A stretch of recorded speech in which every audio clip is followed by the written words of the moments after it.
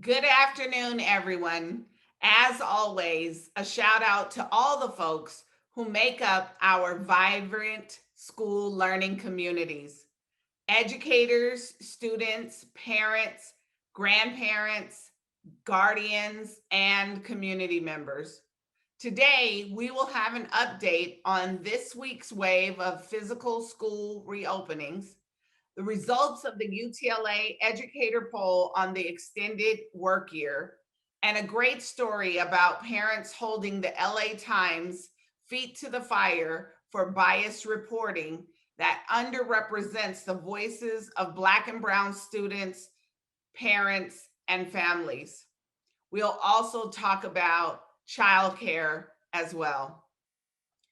This week, we passed another milestone with the opening of middle and high school campuses, which have joined early education centers and elementary schools in welcoming back students to in person learning.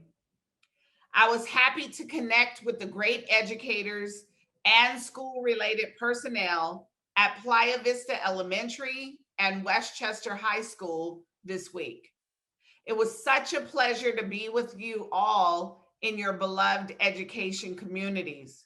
We saw Miss Reese conducting science experiments with her students, and Mr. Lim's class creates a new type of animal with characteristics, habitats, and predators.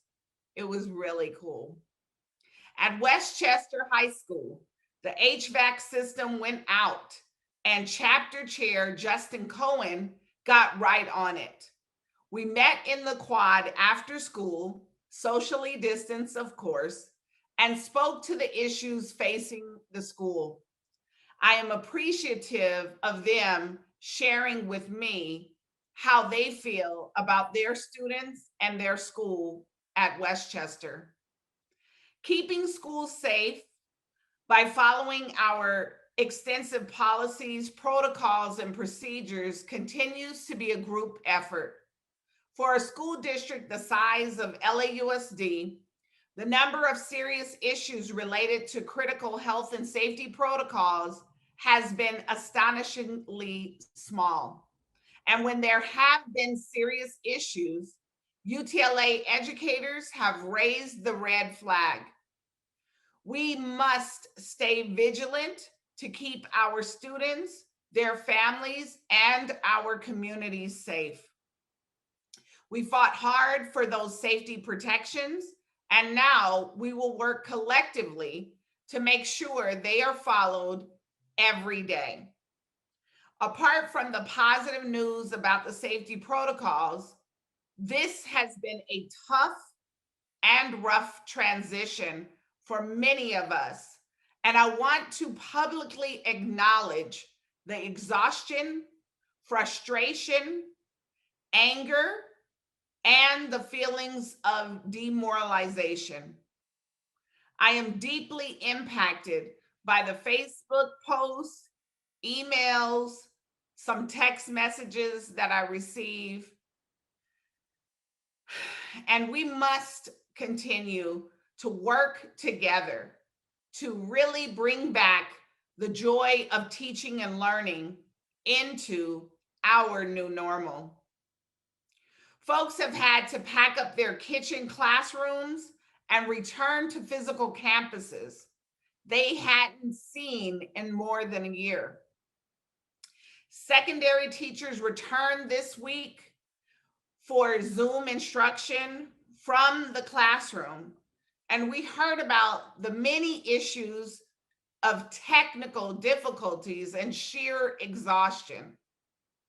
It's tough, and this pandemic keeps finding new ways to challenge us. But we are also finding joy in our shared learning experience. Marshall High School parent Patricia Castañeda said her son walked into his high school for the first time this week, with the school's cheer squad rooting him and other students on. She said that as nervous as her son was the night before school, he really needed the change for his mental health. And he returned home so much lighter. He told her all about his day and said, "I am so glad I am back at school, Mom." Patricia also gave a shout out to all the educators and school staff for their tireless perseverance, creativity, warmth, endless encouragement, and support over this 2021 year of weirdness. Patricia also shared a special message with the educators of the city. She said, "We see you. We need you. And we hope you are doing okay during this latest transition." Our secondary schools open their doors as LA County continues to see improvement in COVID infection rates. The county could move into the least restrictive yellow tier soon. This is a great achievement for a region that was once the epicenter of the pandemic. But let us keep it real. There are still people suffering and dying, and there are still troubling disparities in vaccination rates between wealthier communities and those that are low income. It goes without saying that underserved communities and communities of color have borne the brunt of this pandemic, all while Black and Brown students have faced the greatest educational challenges. Sadly, we are seeing that play out in the physical return to schools, with students from wealthier and healthier communities returning to physical schools in higher numbers than their low income and more vulnerable counterparts. And that is why we must keep our most vulnerable communities front and center in the fight for equity, resources, and support. And now on to the work year for 21-22. Weeks ago, Austin Butner floated the idea of adding 10 days to next work year. The idea got mixed reviews from parents, and last week, UTLA members took our own survey on the extension. The results of the UTLA educator survey were clear cut. 75% of the educators responding to the survey chose no extension of the work year as their most preferred option. We took that message into bargaining this week, informing the district that our members do not support an extension of their 21-22 work year or an extension of the 21-22 school year. So let me be clear, there is good intent behind the school year extension, but without sufficient planning, that's key. The district would be spending money inefficiently without having a measurable impact on student learning or social emotional well-being. We all want support for our students in real and impactful ways as we emerge from this pandemic. But a mandated extension of the year is a one-size-fits-all solution that does not work with the new realities we face. Our families need options and flexibility. The one-time state and federal money that would be used to fund the extended work year can be used in other creative and meaningful ways to support students and their families and the entire education community, such as voluntary enrichment programs, after-school learning opportunities, and expanded educational offerings such as community schools. Here is what I keep hearing from parents and educators alike. We cannot follow the most stressful and emotionally traumatic year our learning communities have ever had, with the longest school year we've ever had. Families need time to be together, recuperate, and prepare for our new normal in the fall. As always, we will keep you updated as we fight forward. And now I want to share something powerful that happened this month. A group of parents with Reclaim Our Schools LA met with the LA Times reporters from multiple beats and also with the LA Times editorial board to talk about the bias in their reporting on the school reopening debate. Listen, we have had issues with LA Times coverage for years. They come from an anti-union, pro-privatization framework and do not always give public education the fair and objective journalist standard that is required. And this is not just an issue with the LA Times. A similar dynamic plays out in mainstream media across the United States of America.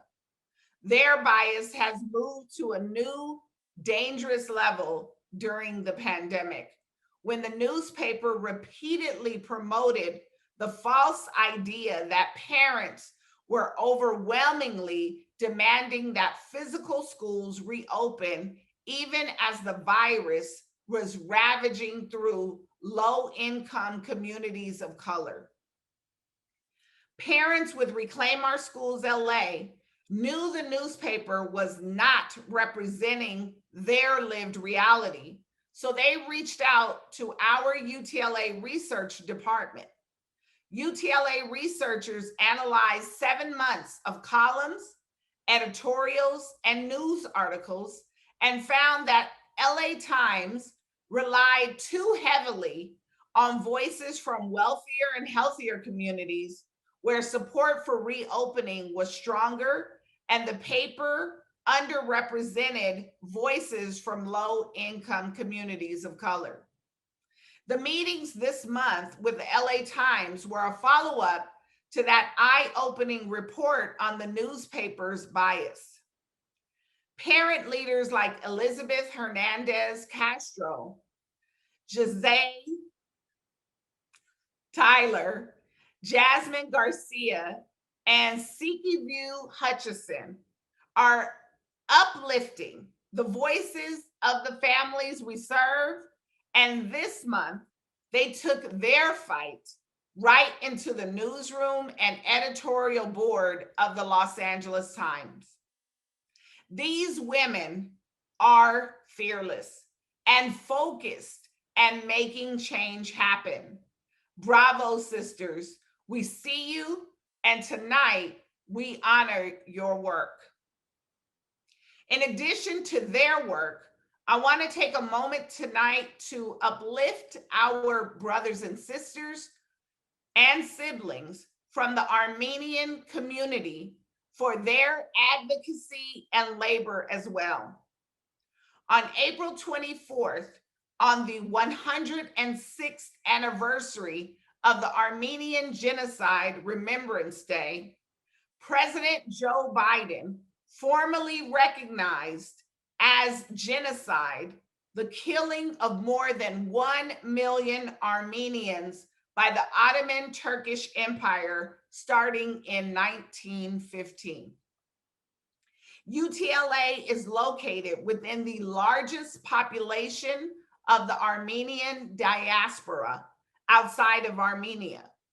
Armenian educators, staff, students, and families are integral parts of our learning communities. We stand solidly with the Armenian community, and we are committed to educating our students with historical facts, not held captive by political motives and maneuvers. Until we can agree on facts, we cannot move forward in liberation and healing. Now, on to a few announcements and upcoming events. I shared last week And now I will share again that there will be a UTLA Zoom forum on childcare on Tuesday, May 4th from 6 p.m. to 8 p.m. Childcare is one of the biggest concerns for working families in our district, for UTLA educators, for our students, parents, and for the larger community. Better access to quality childcare is a global issue, and it should go without saying that it is a right, not just for some of us, but for all of us. President Biden spoke to the issue of childcare in his State of the Union speech this week, saying that many parents, primarily women, are leaving or being pushed out of the workforce because they are faced with no childcare options. I have heard the stories of people leaving their children with families in another state, folks considering taking unpaid leave, principals encouraging folks to take leaves instead of coming up with creative solutions, and folks considering hop, skip, and jump drivers to transport their children.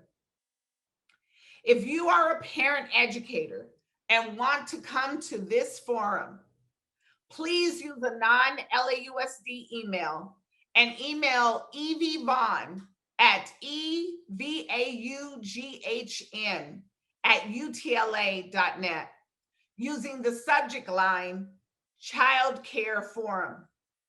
There will also be a link in tonight's UTLA member email, because I know, as a single mom of an amazing fourth grader in this district, I look forward to meeting with you all.